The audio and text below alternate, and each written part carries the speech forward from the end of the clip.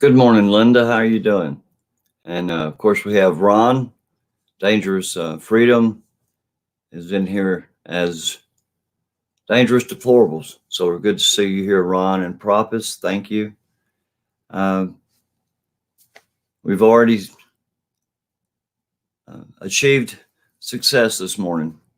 The Bible tells us that as long as two or more gathered in my name, I'll be in their midst. So we've already reached that criteria. Thank you to Linda and Ron, and Propis. Thank you so much. And maybe we'll wait around here just a minute to see if anybody else comes in.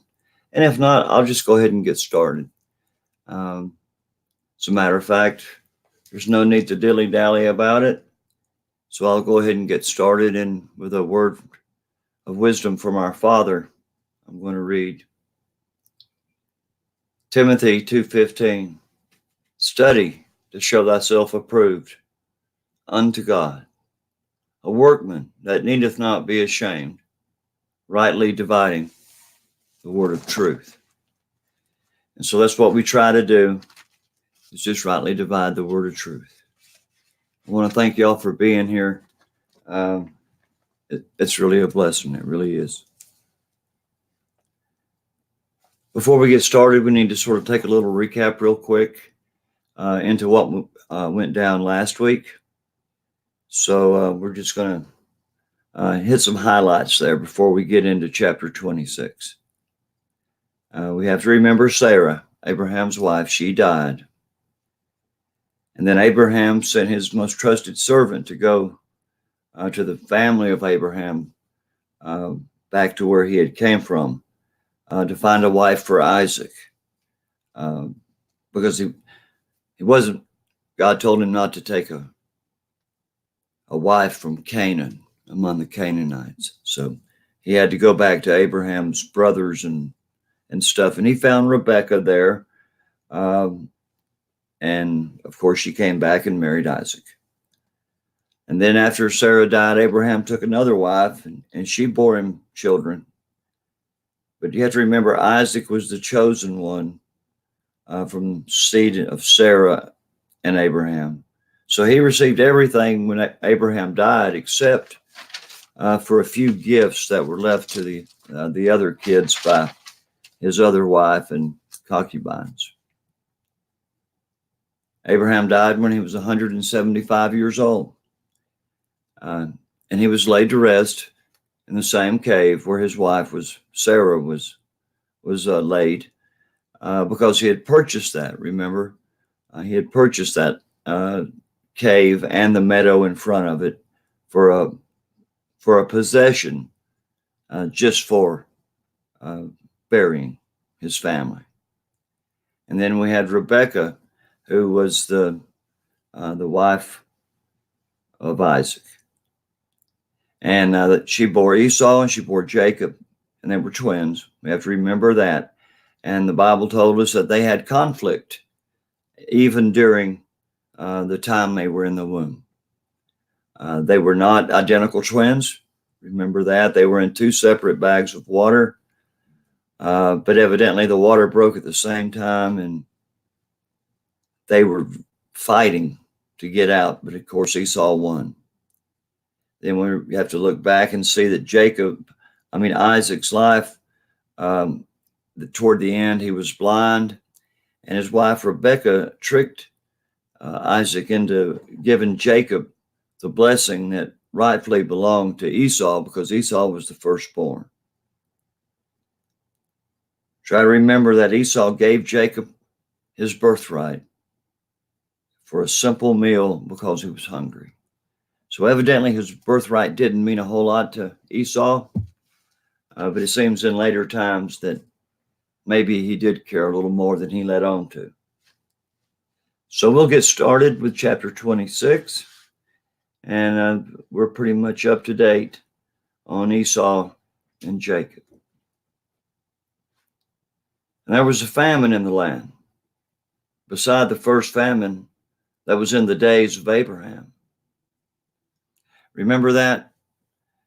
Abraham was going south toward the land that was promised him, and there was a big drought, so he went into Egypt, remember.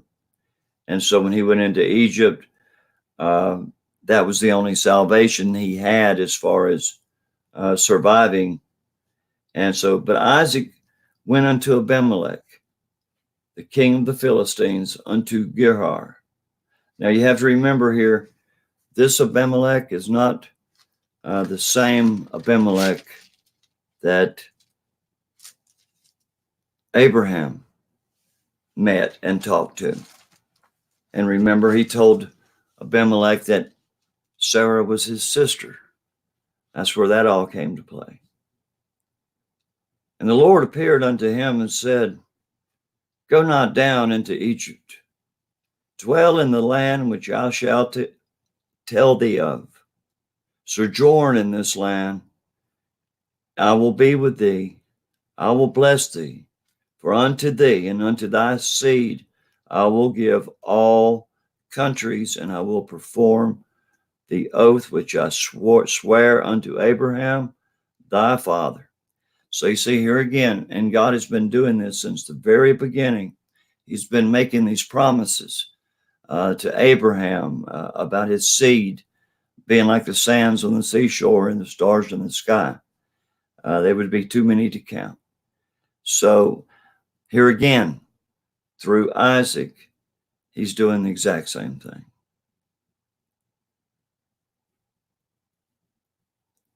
And I will make thy seed to multiply as the stars of heaven, and I will give unto thee seed all these countries, and in thy seed shall all the nations of the earth be blessed. Because that Abraham observed my voice and kept my charge, my commandments, my statutes, and my laws. So here we go again. It's right back to the same thing. He's just making these same promises to Isaac, and he's reminding him that he's going to stand by his promises. But then you have Abimelech and Isaac have a dispute.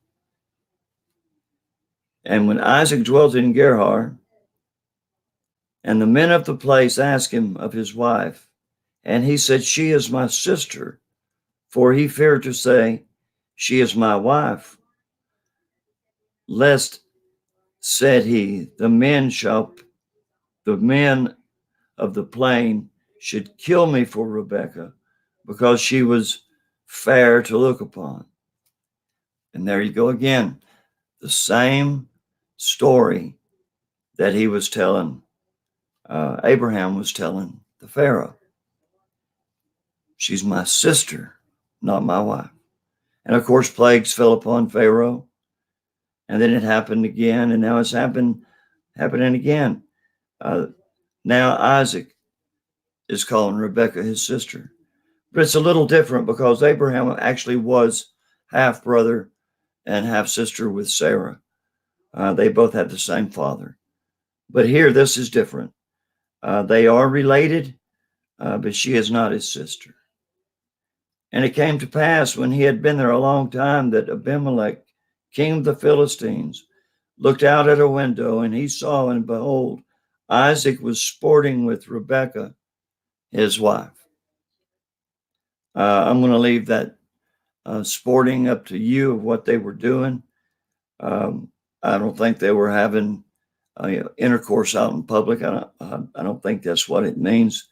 But they were probably acting like husband and wife. And Abimelech saw that. And Abimelech called Isaac, and he said, Behold, of a surety she is thy wife. And how sayest thou, She is my sister? And Isaac said unto him, Because I said, Lest I die for her. And Abimelech said, What is this thou hast done unto us? One of the people might lightly have lain with thy wife, and thou shouldest have been brought guiltiness upon us. So see here, Abimelech is telling Isaac that, yeah, by doing that thing, well, what if somebody had taken her to bed while she was here? Because she was in the charge of the king Abimelech, because he took her. And so now he sees that She is his wife. So it's going right back to the same thing that we've already been through with Abraham, Isaac's father. And Abimelech charged all his people, saying, he that touches this man or his wife shall surely be put to death. He knows that he had been one-upped by Isaac, and he wasn't really happy about it. But he wanted to make sure that he didn't upset God, even though he was a Philistine. He didn't want to upset Isaac's God because he knew he was more powerful. And then Isaac sowed in that land and received in the same year 100-fold, and the Lord blessed him. So everything he planted produced 100 times what it should have produced. So he was very fruitful. And the man waxed great and went forward and grew until he became very great. Now you have to remember that Abraham was great. Abraham had so much. He was an extremely wealthy man. And we have to remember when he went and saved Lot, when Lot and a lot of the other people of the plain were captured and taken prisoner. It was Abraham and his army of 300 men that went and saved the day. So here again, Isaac is being just like his father, and he's becoming a great man in the land. For he had possession of flocks and possession of herds and great stores of servants. And the Philistines envied him. They thought, well, why can this Hebrew be prospering so, and we're not prospering anything like he is? So they were very envious. They wanted to prosper like Isaac was. For all the wells which his father's servants had digged in the days of Abraham his father, the Philistines had stopped them and filled them with earth.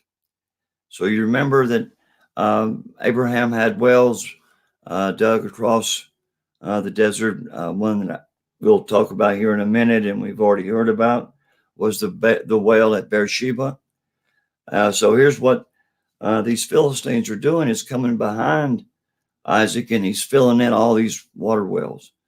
And so now there's no water for Isaac and his flocks because he was great. He had many flocks. He used a lot of water. And Abimelech said unto Isaac, go from us, for thou art much mightier than we.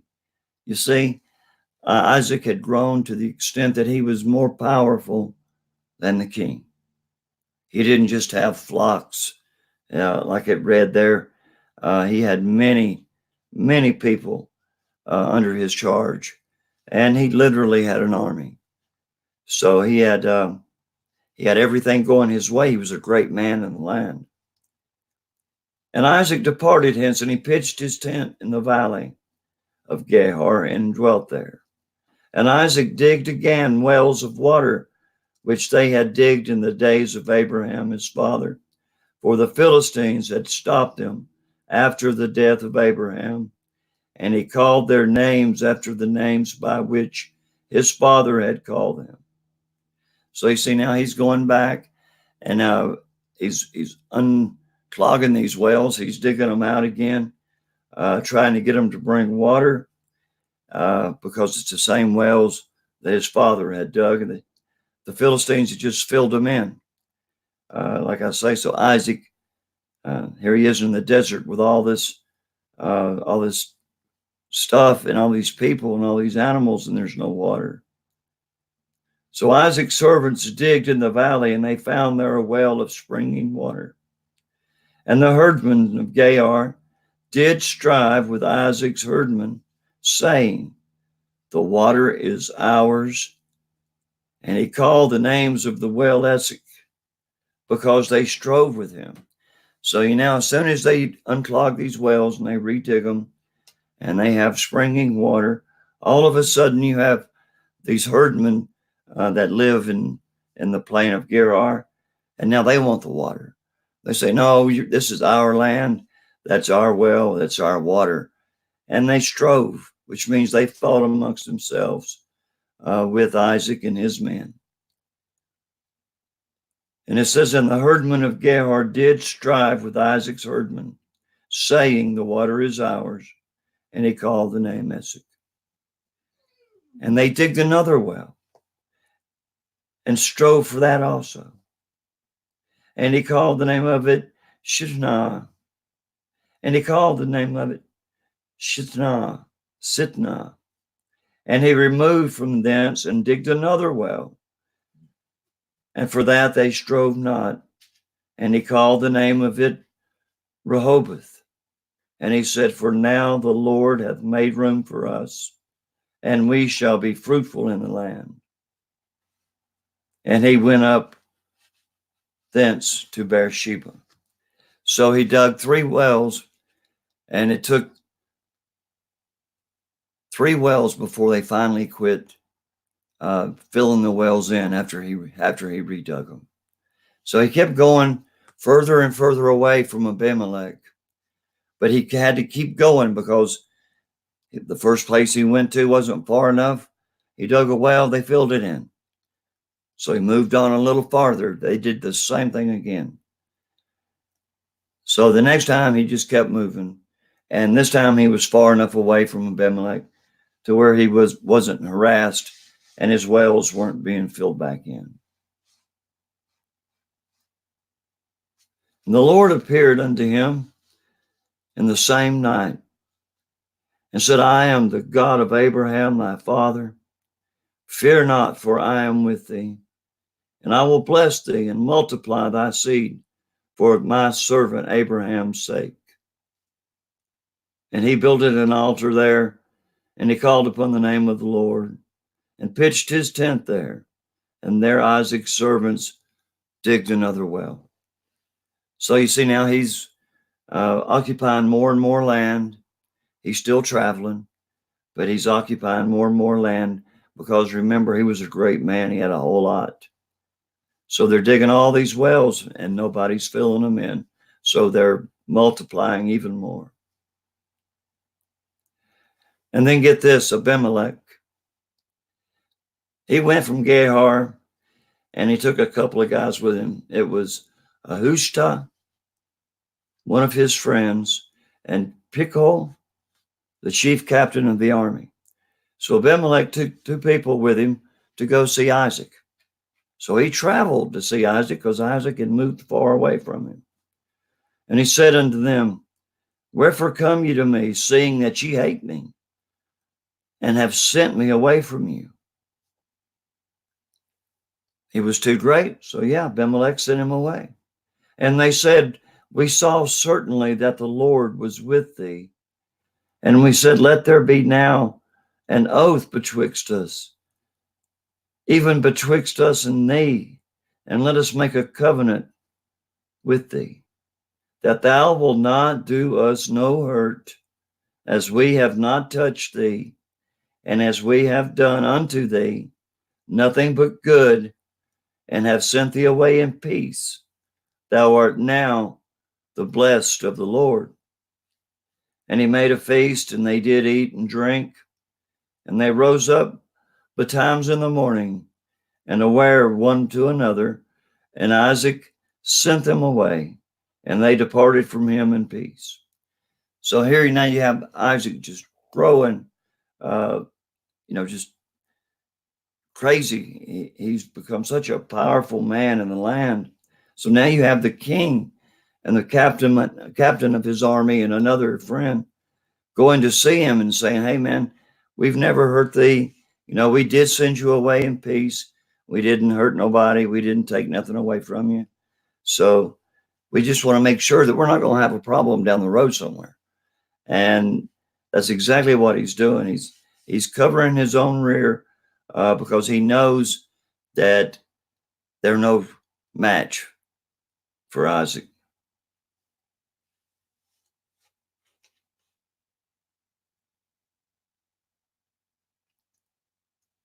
And it came to pass the same day that Isaac's servants came and told him concerning the well which they had digged, and said unto him, we have found water. and he called it Sheba. Therefore, the name of the city is Beersheba unto this day. If you remember, Abraham dug a well at Beersheba. It's probably the same well. And Esau was 40 years old when he took a wife, Judith, the daughter of Beri the Hittite, and of Bashmath, and the daughter of Evelon the Hittite, which were a grief of mind unto Isaac and Rebekah. Okay, we have to remember now, Esau is Isaac's brother. And Esau is now, he gave away his birthright. Isaac and his mother pulled the wool over a blind man's eyes, his father, Jacob. And so now Jacob gave him Esau's birthright. So now you've got Esau taking Hittite wives, which is really a no-no. So it's just one more thumbs, up your nose to his father and to the Hebrews. So it came to pass that when Isaac was old and his eyes were dim, so we're going to get to that now, and he could not see, he called Esau his eldest son, and he said unto him, My son, he said unto him, Behold, here I am. And he said, Behold now, I am old, I know not the day of my death.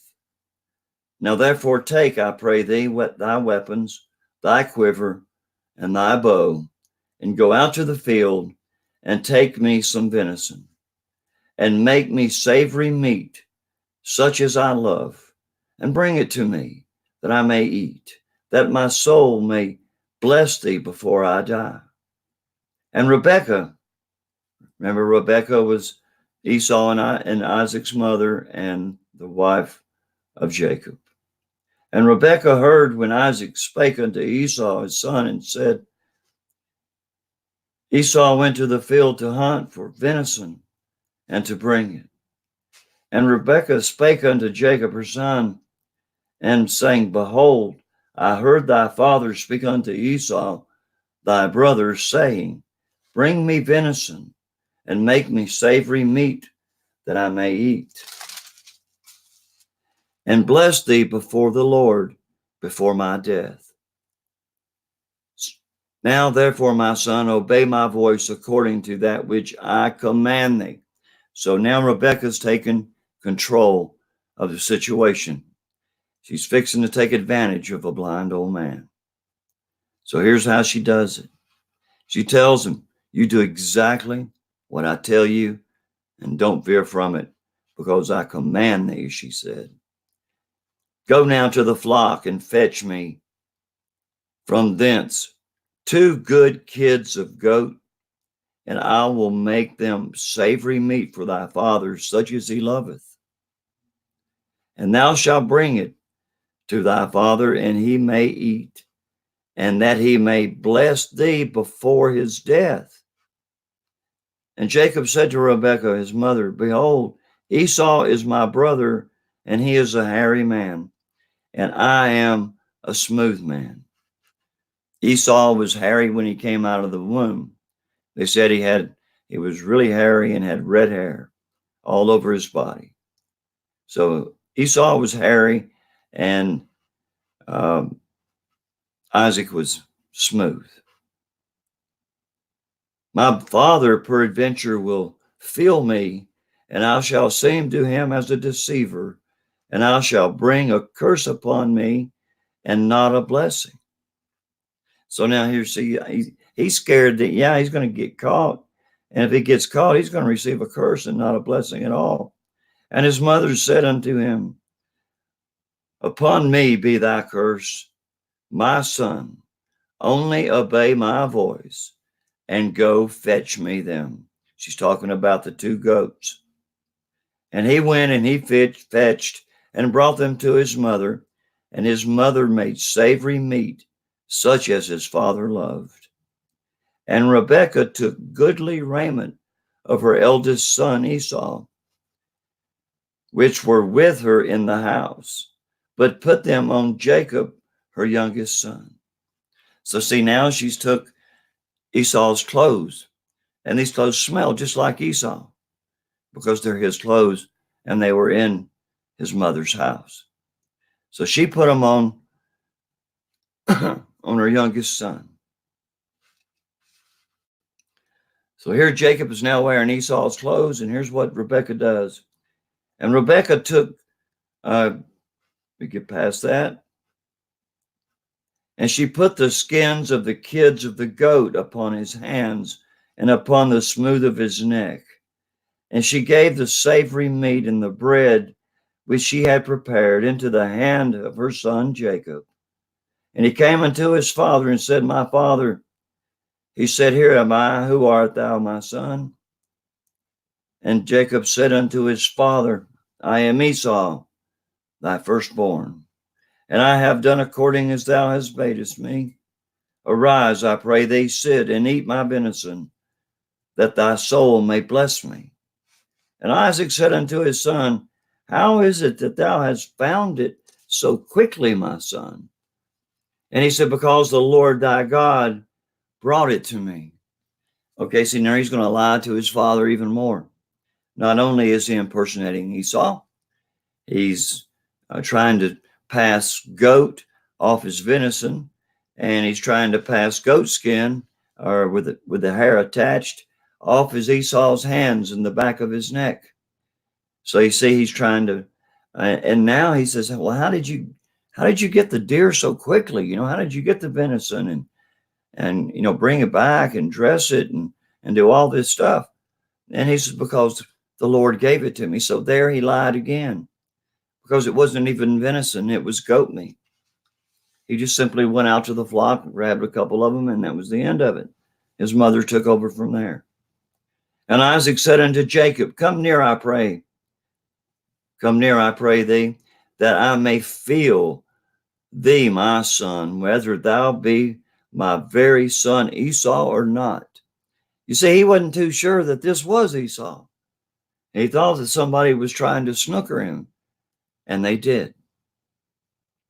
And Jacob went near unto Isaac's father, his father, and he felt him and said, The voice is Jacob's voice, but the hands are the hands of Esau. See, this guy, Isaac was not a fool. He was blind, but he was not a fool. He could tell that that voice was not Esau's voice. But yet, being blind, he had to go by what he felt. And he discerned him not, because his hands were hairy, and as his brother Esau's hands, so he blessed him. So he took the feeling of the hair on his hands and the back of his neck over the sound of his son's voice. And he said, Thou art my very son Esau. And he said, I am. So here now Jacob lies again. Isaac asked the question, Are you my son Esau? And he says, I am. Yes, I'm your son. And he said, Bring it near to me, that I will eat of my son's venison, that my soul may bless thee. And he brought it near to him, and he did eat. And he brought him wine, and he drank. And his father Isaac said unto him, Come near now, and kiss me, my son. He came near and kissed him, and he smelled the smell of his raiment. Remember, his mother had given him Esau's clothes that smelled just like him. So now Isaac, being blind, when he gets kissed by his son, he's smelling his clothes because he's still not sure. But he blessed him and said, See, the smell of my son is as the smell of the field which the Lord had blessed. That's what Esau was. Remember, he was a great archer. He went out there and he lived off of the land. He was a great hunter. He could survive anywhere. Therefore, give thee the dew of heaven and the fatness of the earth and plenty of corn and wine. Let the people serve thee, and the nations bow down to thee. Be Lord over my brethren, and let thy mother's sons bow down to thee. Cursed by everyone that curseth thee, and blessed be he that blesseth thee. So he gets Isaac's blessing. He stole Esau. Even though Esau gave him the birthright, he didn't give him his blessing. That was stolen. And it was all Rebekah's idea, Esau's mother. Turned against her own son for another son. And it came to pass as soon as Isaac had made an end of blessing Jacob, and Jacob was yet scarce gone out of the presence of Isaac his father, that Esau his brother came in from his hunting. Okay, so Jacob's scooting out the door because who's coming up the road there? Oh my God, it's Esau. And he also made a savory meat and brought it unto his father. We're talking about Esau. And said unto his father, let my father arise and eat of his son's venison, that thy soul may bless me. And Isaac his father said unto him, who art thou? And he said, I am thy son, thy firstborn, Esau. And Isaac trembled very exceedingly. You see, it all came to the forefront. He just realizes that he has been duped, he's been conned, he's been lied to by his own son and wife. Because he trembled exceedingly. And he said, who? Where is he that has taken venison and brought it me? I have eaten of all before thou camest, and I have blessed him, yea, and he shall be blessed. See, you only have one blessing. Back in those days, the Hebrews only had one blessing, and it was usually for the eldest son. And that meant that the eldest son would rule the family. It was stolen from him, even though he somewhat threw it away. And when Esau heard the words of his father, he cried with a great and exceeding bitter cry, and said to his father, bless me, even me also, O my father. And he said, thy brother came and subtly hath taken away thy blessing. He's saying, I can't. Your brother came in here and he conned me and he took your blessing. I only have one blessing to give before I die. And he said, is not he rightly named Jacob? For he hath supplanted me these 2 times. He took away my birthright, and behold, now he hath taken away my blessing. And he said, hast thou not reserved a blessing for me? Talking to his father Isaac. This is Esau.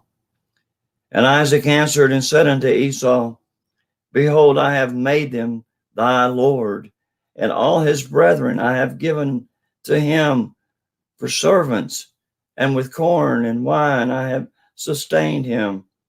And what shall I do now unto thee, my son? And Esau said to his father, hast thou but one blessing, my father? Bless me, even me also, O my father. And Esau lifted up his voice and he wept. And Isaac his father answered and said unto him, behold, thy dwelling shall be in the fatness of the earth, and of the dew of heaven from above. And by thy sword shalt thou live, and shalt thou serve thy brother. And it shall come to pass, when thou have the dominion, that thou shalt break his yoke from off thy neck. So he didn't get a blessing. Instead, he got somewhat of a blessing, saying that he's going to prosper in the wilderness But there again, it's all about Isaac and the whole idea of how we're going to get from uh, one point to another through the bloodline and the priest line all the way through. And before too long, we're going to start to see how that works. Um, but here's what happens after Jacob cons Isaac and takes away Esau's birthright. I mean, I read there where he cried unto heaven. I mean, he wailed and cried, and twice now Jacob had done this to him. You know, he's sort of conned him out of his birthright a little bit about the food, and then he came and stole his blessing as well. That's brothers for you. And Esau hated Jacob because of the blessing wherewith his father blessed him. And Esau said in his heart, the days of mourning of my father are at hand, and then I will slay my brother Jacob. See, he was upset. He was not happy with Jacob. I mean, he didn't say anything here about his birthright. You know, he realizes that he gave that away. That's not what he's talking about. He's talking about the blessing. And the blessing is much, much more important than a birthright. And these words of Esau, her elder son, were told to Rebekah. And she sent and called Jacob, her younger son, and said to him, behold, thy brother Esau, as touching thee, doth comfort himself, purposing to kill thee. So now she calls Jacob. She says, hey, kid, you're going to have to get out of here. He said, your brother's going to kill you. And that's exactly what's going to happen if he doesn't get out of there. Esau is very upset. He's very powerful, and he's going to take Jacob out. He's had enough of Jacob stealing and conning him throughout his life, especially for his blessing. Now, therefore, my son, obey my voice. There she is again, Rebekah taking charge. And evidently, she was a dogmatic woman. Not saying anything about her, but she must have really thought highly of herself, because she says, obey my voice and arise, flee thou to Laban, my brother, to Haran, and tarry there with him a few days until thy brother's fury turns away, until thy brother's anger turns away from thee, and he forget thou which thou hast done to him, and I will send and fetch thee from hence. Why should I be deprived also of you both in one day? And Rebekah said unto Isaac, I am very weary of my life because of the daughters of Heth. If Jacob take a wife of the daughters of Heth, such as these which are of the daughters of the land, what good shall my life do me? So she wanted to send him back to the land of her brother, Laban, and find a wife there. Just like Abraham had sent his servant to find Rebekah, for Isaac. So the same thing is happening now. She's going to send him back to where they came from, to her brother. And it's going to get pretty good here in a few minutes. They had whirlwind relationships back then. I'll tell you that much.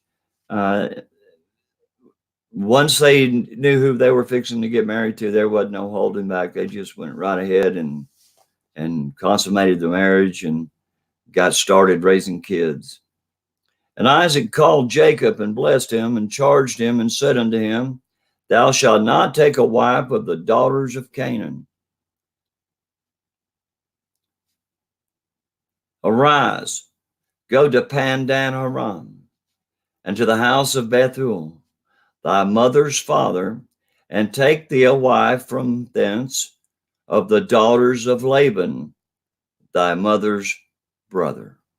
So now you have Isaac telling him the same thing that Rebekah, his mother, had just told him. And God Almighty bless thee, and make thee fruitful, and multiply there, that thou mayest be a multitude of people.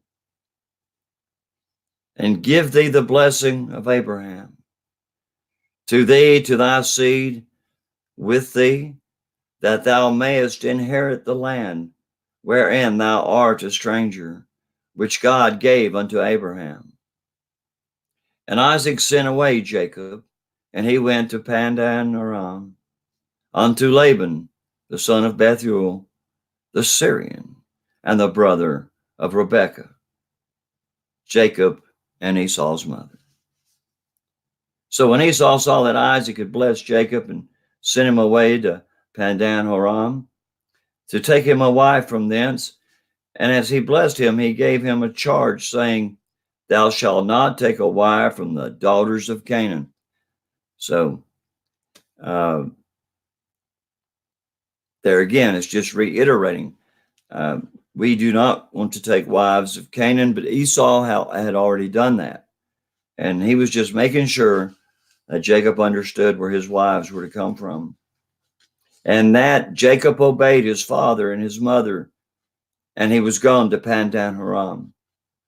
And Esau, seeing that the daughters of Canaan pleased not Isaac his father, then went Esau unto Ishmael, and took unto the wives which he had in Mahalath, the daughter of Ishmael, Abraham's son, the sister of Nebahoth, and to be his wife. So here we go again. It's just reiterating that Esau went into Canaan, and he took wives of Ishmael's seed. Now, Ishmael was, of course, the firstborn to Abraham through the maidservant of Sarah, who was named Hagar. And then when Sarah became pregnant, she sent Hagar away along with Ishmael into the desert. And he became a great man. He also became the founder of the Arab nation. So just a little feedback there.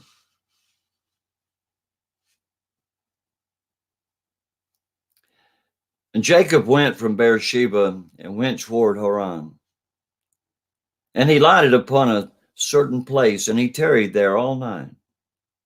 Because the sun was set, he took of the stones of that place, and he put them for his pillows. And he lay down in that place to sleep. And he dreamed, and he behold a ladder set up on the earth, and the top of it reached to heaven. And behold, the angels of God ascended and descended on it. And behold, the Lord stood above it and said, I am the Lord God of Abraham thy father, and the God of Isaac. The land whereon thou liest, to thee I will give it, and to thy seed. And thy seed shall be as the dust of the earth, and thou shalt spread abroad to the west, and to the east, and to the north, and to the south. And in thee and in all thy seed shall all families of the earth be blessed. And behold, I am with thee, and I will keep thee in all places whither thou goest. And I will bring thee again into this land, for I will not leave thee until I have done that which I have spoken to of thee. So we just get more and more promises from God to what he's going to do with the seed of Abraham and Isaac and Jacob. But it gets a little deeper. Jacob's really getting into deep water now, so he's had to go. Remember, he left and he went back to his mother's people, her brother. And Jacob awakened out of his sleep, and he said, Surely the Lord is in this place, and I knew it not. And he was afraid, and he said, How dreadful is this place, that this is none other but the house of God, and this is the gate of heaven. And Jacob arose early in the morning and took the stone that he had put for his pillows, and he set it up for a pillar and poured oil upon the top of it. And he called the name of that place Bethel. But the name of that city was also called Luz at the first. And Jacob vowed a vow, saying, if God will be with me and will keep me in this way that I go, I will give thee bread to eat and raiment to put on, so that I come again to my father's house in peace. Then shall the Lord be my God. And this stone which I set for a pillar shall be God's house. For all that shall give me, I will surely give the tenth unto thee. So here he's just making a promise to God.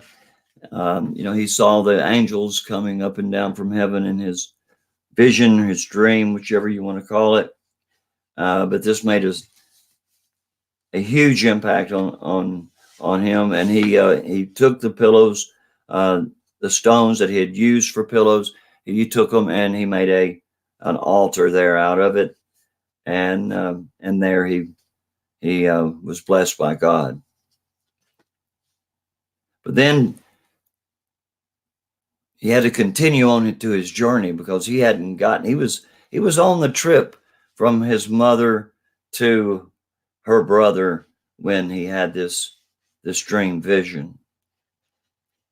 So then Jacob went on his journey, and he came to the land of the people of the east.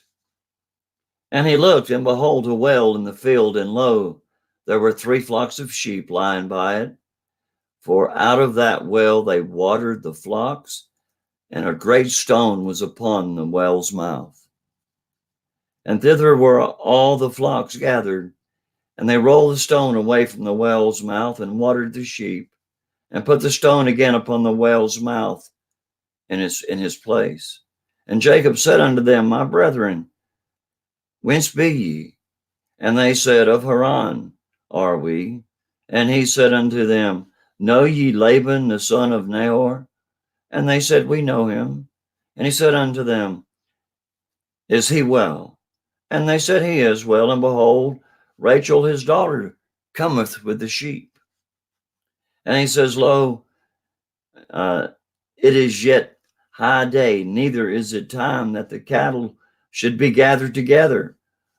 Water ye the sheep, and go and feed them. And they said, we cannot until the flocks be gathered together, until they roll the stone from the well's mouth when we water the sheep. So this stone has to be rolled away before anything can be watered. And evidently they have their own rules about how you do that. But it continues, and he says, and while he yet spake with them, Rachel came with her father's sheep, for she kept him. And it came to pass, when Jacob saw Rachel, the daughter of Laban, his mother's brother, and the sheep of Laban, his mother's brother, that Jacob went near and rolled the stone away from the well's mouth, and watered the flock of Laban, his mother's brother. Now, see, automatically, he knows something. He knows what's going on here. And Jacob kissed Rachel and lifted up his voice and wept. And he told Rachel that he was her father's brother and that he was Rebekah's son. And she ran and told her father. And it came to pass, when Laban heard the tidings of Jacob, his sister's son, that he ran to meet him and embraced him and kissed him and brought him to his house and told Laban all these things. And Laban said unto him, surely thou art my bone and my flesh. And he abode with him the space of a month. I hope I've got enough time. I've got about 10 minutes. I want to try to get to the end of this chapter if I can, because this is where, once again, the Bible gets confusing, to say the least, because here in a few minutes, we're going to see once again how People con people. And what happens in Jacob's instance. So I want to jump right into it. Okay, so Laban said unto Jacob, because thou art my brother, shouldest thou therefore serve me for naught? Tell me, what shall thy wages be? And Laban had 2 daughters. The name of the elder was Leah, and the name of the younger was Rachel. And Leah was tender-eyed, but Rachel was beautiful and well-favored. In other words, she was very pretty, and she was well put together. And Jacob loved Rachel and said, I will serve thee 7 years for Rachel, thy youngest daughter. And Laban said, it is better that I give her thee than that I should give her to another man. Abide with me. So he was pretty much agreeing to it. And Jacob served 7 years for Rachel. And they seemed unto him but a few days, for the love he had to her. See, he was in love with her. He really was. And he worked 7 years for her father, for her hand. But let's see what happens. And Jacob said unto Laban, give me my wife, for my days are fulfilled, that I may go unto her. And Laban gathered together all of his men of the place and made a feast. And it came to pass in the evening that he took Leah, his daughter, and brought her to him, and he went in unto her. And Laban gave unto his daughter Leah Zipporah, his maid, for a maid hand. And it came to pass that in the morning, behold, it was Leah. And he said to Laban, what is this thou hast done unto me? Did I not serve thee for Rachel? Wherefore then hast thou beguiled me? So you see, here we go again.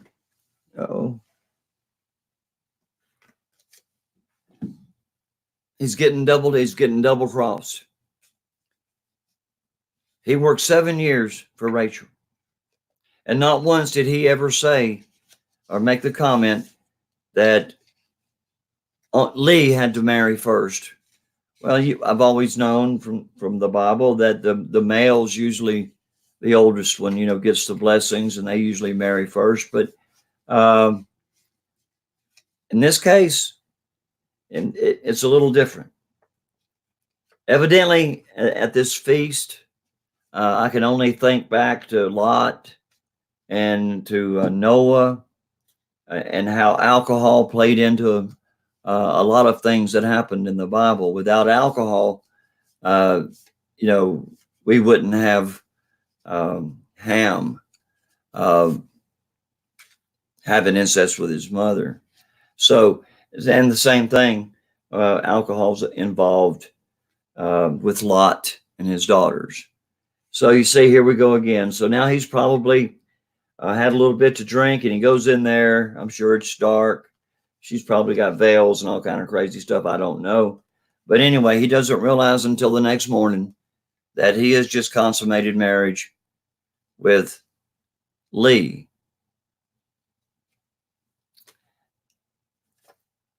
He was expecting Rachel. He worked 7 years for her. So here's what happened.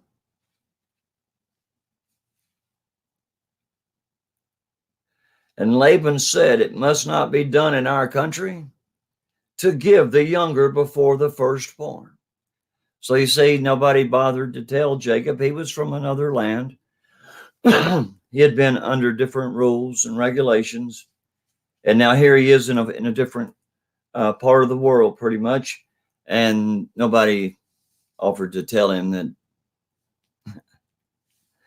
Oh my goodness, nobody offered to tell him that the first had to be married first.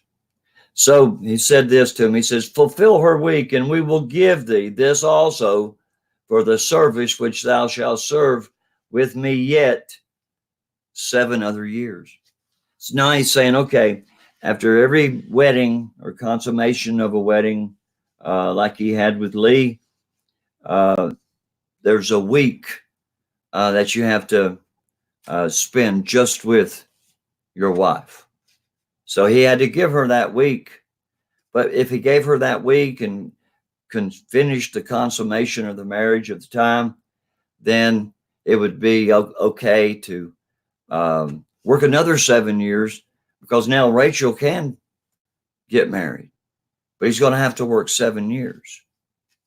And, that gets, I guess, a little crazy, because now he sees taking advantage of poor Jacob.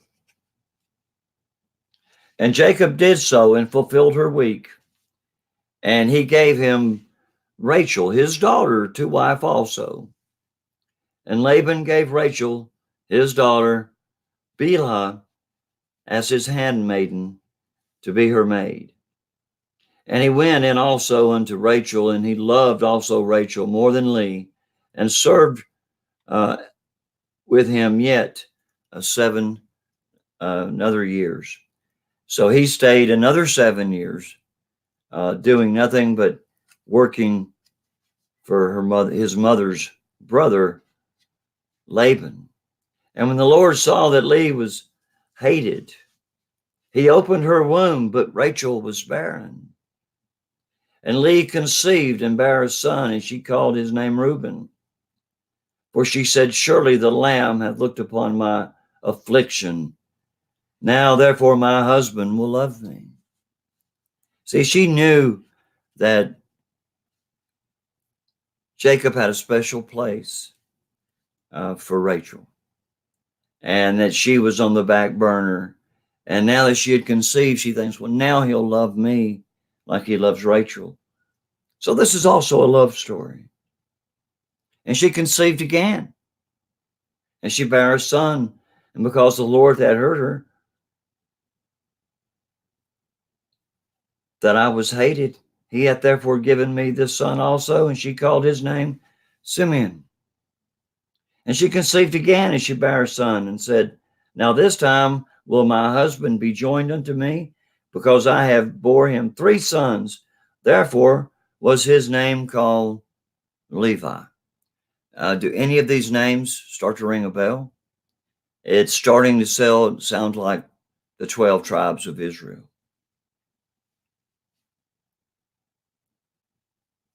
And when Rachel saw that she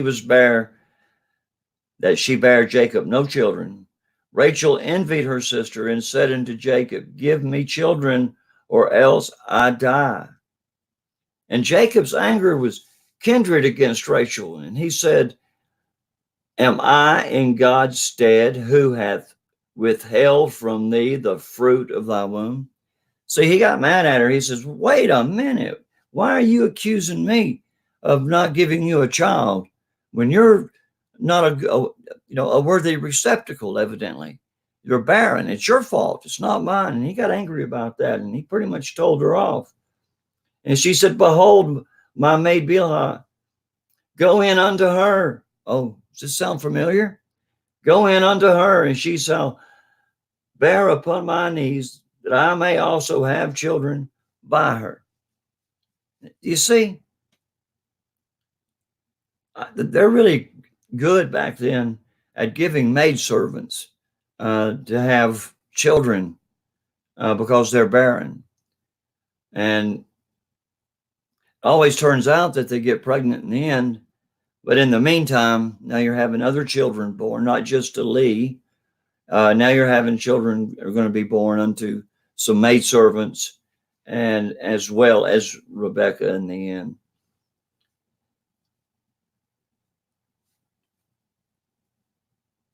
And she gave him Bilhah, her handmaid, to wife, and Jacob went in unto her. All right, there again. Now he has another wife from a maidservant. And Bilhah conceived, and she bare Jacob a son. And Rachel said, God hath judged me, and hath also heard my voice, and hath given me a son. Therefore his name shall be Dan, another one of the 12 tribes. And Bilhah, Rachel's maid, conceived again, and bare Jacob a second son.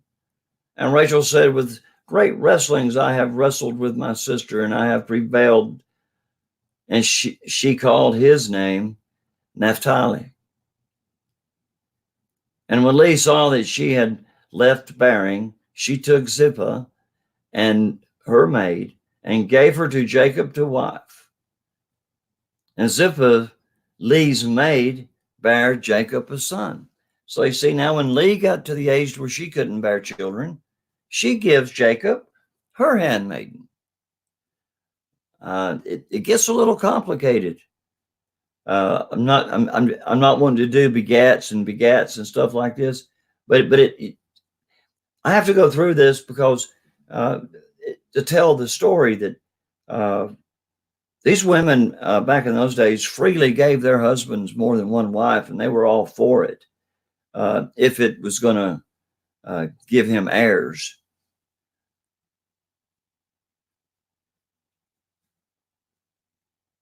It says in Zilpah, Leah's maid, bare Jacob a son, and Leah said unto a troop cometh, and she called his name Gad.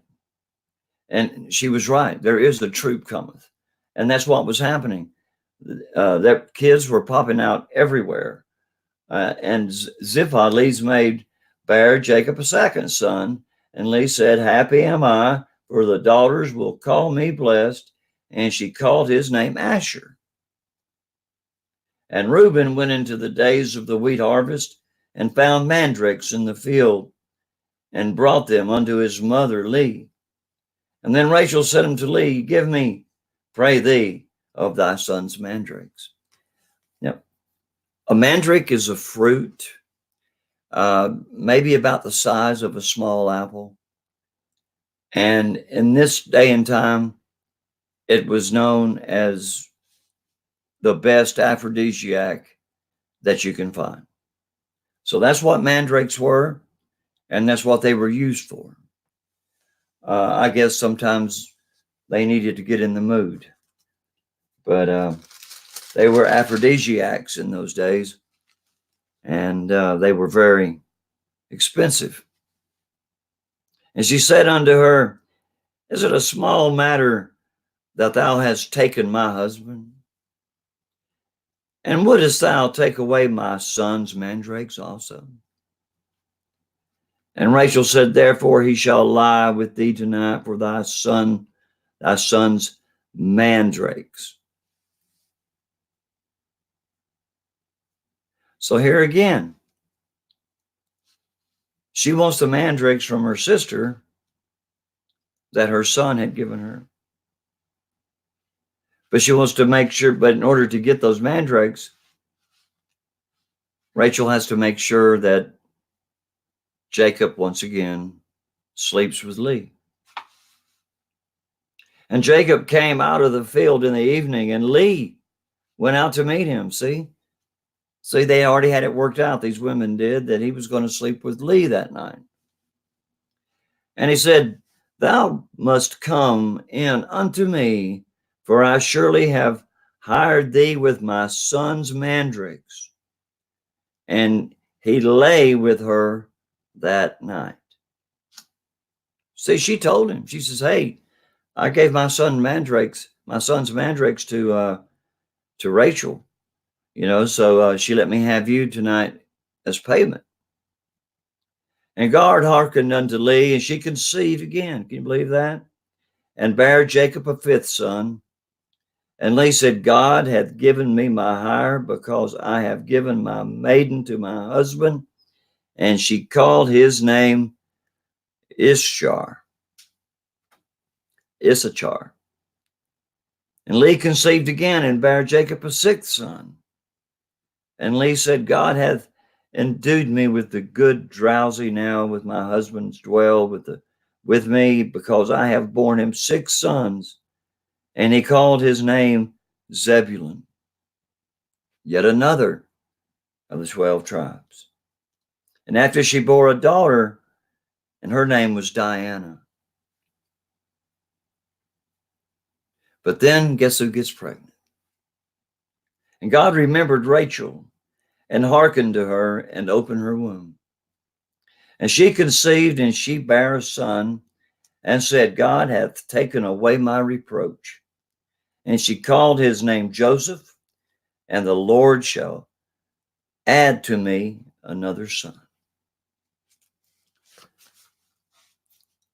I really want to get to the end of this, but I've already went over my hour, and I know you get tired of hearing that me read, but we'll try to get back to it next week. I want to thank y'all for being here. Philip Turner, Timber Lab, Benny, Mabe, Dangerous Freedom, Kathleen, Sue Eason. Keep it going. I can go for a few more minutes. Maybe I could at least finish the chapter. It won't take but a couple of minutes, maybe. I don't think I'm walking on anybody. So thank you, Dangerous Freedom. I'll take your advice, and if I can find my place, we will get right back at it.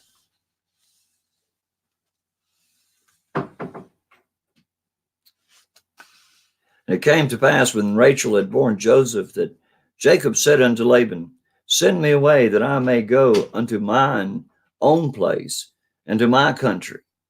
Give me my wives and my children, for whom I have served thee. Let me go, for thou knowest my service which I have done thee. And Laban said unto him, I pray thee, I have found favor in thine eyes. Tarry, for I have learned by experience that the Lord hath blessed me for thy sake. And he said, Appoint me thy wages, and I will give it. And he said unto him, Thou knowest I have served thee, and how the cattle was with me. For it was little which thou hadst before I came, and it is now increased unto a multitude. And the Lord hath blessed thee since my coming, and now when shall I provide for my own house also? And what shall I give thee?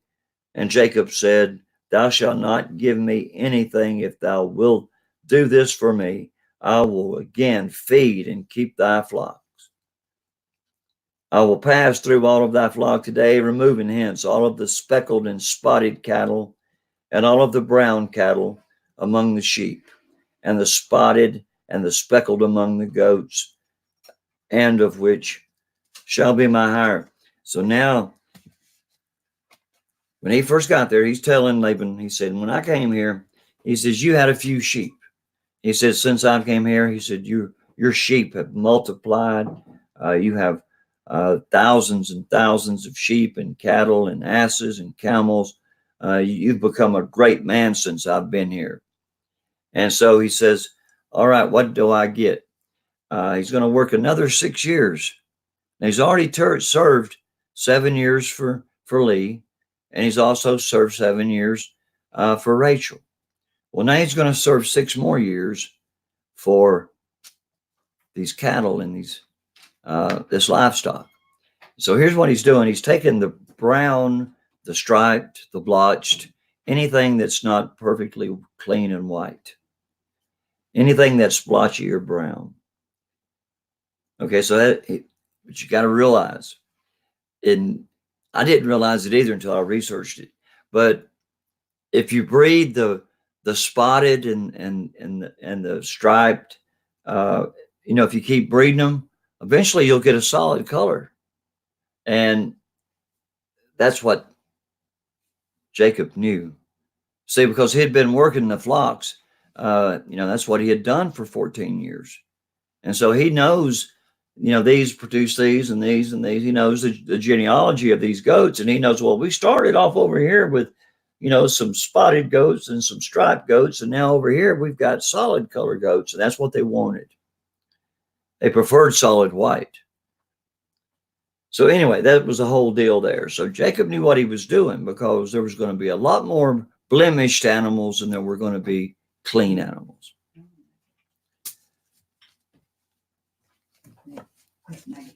Hang on just a second. I have people not showing much respect walking through.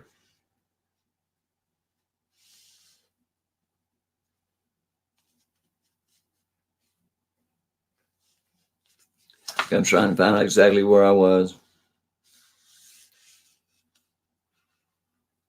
And he said, appoint me thy wages, and I will give it.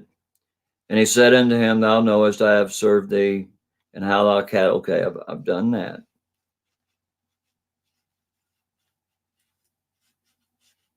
Okay, he tells him, I will pass through thy flock today, removing them hence, all the speckled, all the spotted cattle, and all the brown cattle among the sheep, and the spotted and the speckled among the goats. And of that shall be my hire. So shall my righteousness answer for me in time to come, when it shall come for my hire before thy face, every one that is not speckled and spotted among the goats, and the brown among the sheep, that shall be counted stolen with me.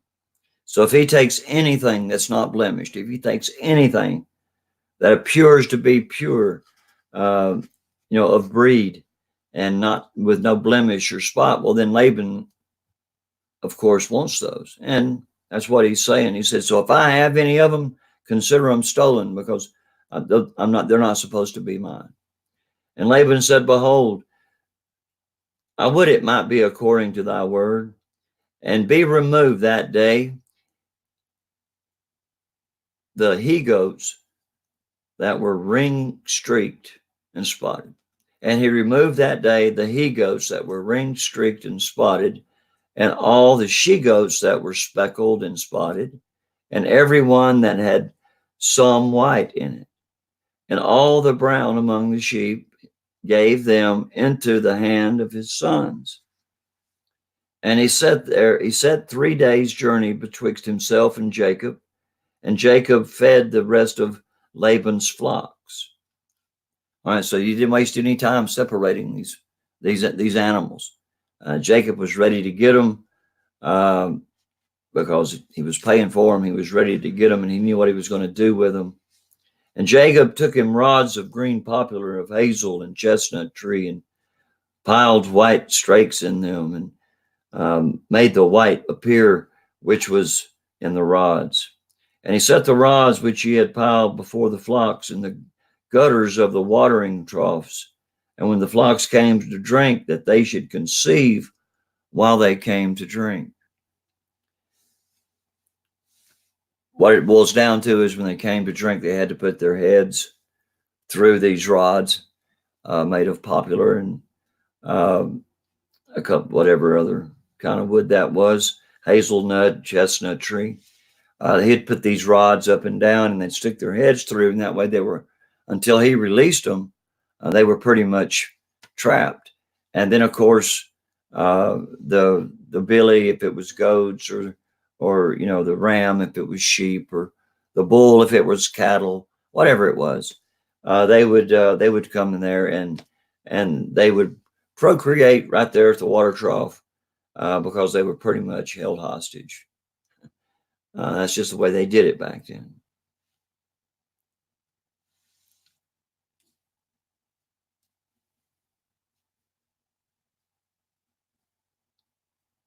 It says, and the flocks conceived before the rods and brought forth the cattle, ring-necked, ring-streaked, speckled, and spotted. And Jacob did separate the lambs and set the faces of the flocks toward the ring-streaked, and all the brown in the flock of Laban. And he put his own flocks by themselves, and put them not unto Laban's cattle. And it came to pass whensoever the stronger cattle did conceive, that Jacob laid the rods before the eyes of the cattle in the gutters, that they might conceive among the rods. So it wasn't just the sheep and the goats, it was also the cattle. And when the cattle were feeble, he put them not in. So the feebler were Laban's, and the stronger were Jacob's. Jacob was pretty smart. Of course, he had been ripped off by Laban, as we'll find out here in a minute. He'd had his pay decreased 10 times over that 20 years that he gave Laban. And the man increased exceedingly and had much cattle and maidservants and men servants and camels and asses. So Jacob has done very well. We're going to leave it at that. I went over about 15 minutes. That's the end of that chapter. Next week, we'll pick up where we left off. And we're going to try to get through this book of Genesis. And maybe we can, after we do Genesis, we can jump over to the New Testament and do some stuff out of there for a little while, and then come back to Exodus, and then maybe we'll take a break from the old to the new, to the new to the old, and see how that works. We'll just say, but I want to thank all of you for being here. Philip Turner, Liberty Smith, thank you, brother. I meant to call you this morning and time just got away from me there, Bob. Coltrane, thank you. Benny Maybe, Sue Eason. But you know, I want to thank all of you for being here. It really means the world to me. You know, I'm not a preacher or a teacher. I just try to share what understanding, and we're in some times in the Bible now to where it's more of a history lesson than anything. But I've always liked history. Miss Mary, Linda Horner, Dangerous Freedom, my dear brother. Thank you. I want to thank you once more for being here. And I want to bow my head and I want to ask God for a blessing before I get out of here. Lord God, Heavenly Father, thank you, Lord. Thank you once again, Lord, for being in our midst. Lord, thank you for the opportunity to share with friends your holy word. Lord, I pray today as we go our own ways that you give us, Lord, peace, and you guide us and lead us and direct us in all things that you'd have us to do. In Jesus' name, I pray these things. Amen. Okay, everybody, I want to thank you. I appreciate it. I'll be back tonight with my dear brother, Dangerous Freedom. And together we are Dangerous Deplorables. So I'll tell you, we talk a lot, and it's a good thing because we don't always agree. And that's what's really good. Sometimes we actually have heated conversations, but we love each other and we never get mad at each other. You know, I bounce off of him and he bounces off of me. It's a good thing. I love him and I love y'all for being here. Join us tonight at 8 p.m.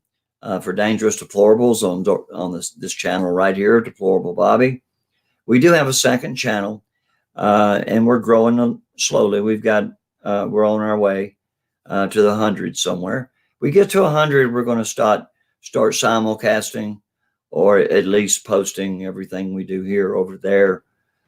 Just, you know, to have our own Dangerous Deplorable channel eventually. So anyway, I want to tell you I love you. God bless. Thank you for coming. See us tonight at 8 o'clock. Dangerous Deplorables. And until then, I love you, and God bless, and stay safe. And I'll talk to y'all tonight at 8 p.m.